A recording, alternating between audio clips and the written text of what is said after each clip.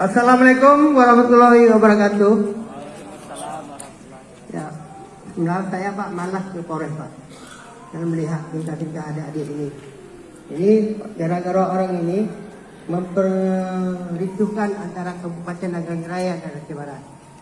Padahal orang ini hanya mencari duit di YouTube, tapi korbankan Melabuh. Ini nggak baik.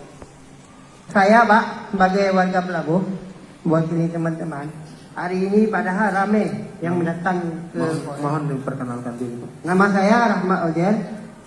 Saya warga Melabuh asal Suardi.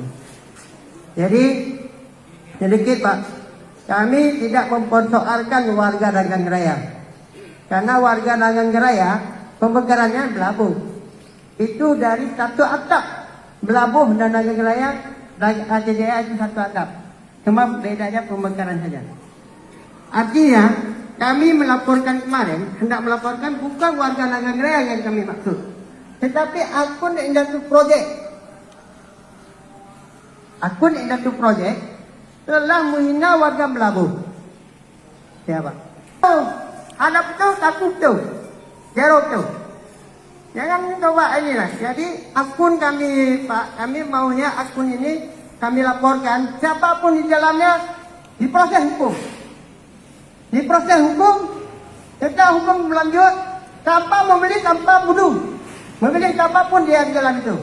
Kami tidak bermaksud menuntut warga Nagang, enggak. Kami menuntut akun YouTube Indatu Project diproses. Itu Pak. Tidak ada kata damai. Mau tiba mana hana, mau tidak darbo. Awak berlalu hana lagian. Alhamdulillah honda lebo. Buah honda lebo. Hana mongro kamu Melabuh. Terus masalah kalau booking ada baju. Ai mangga ada Melabuh ini. Booking ada baju. Ini saya minta sama kawan-kawan.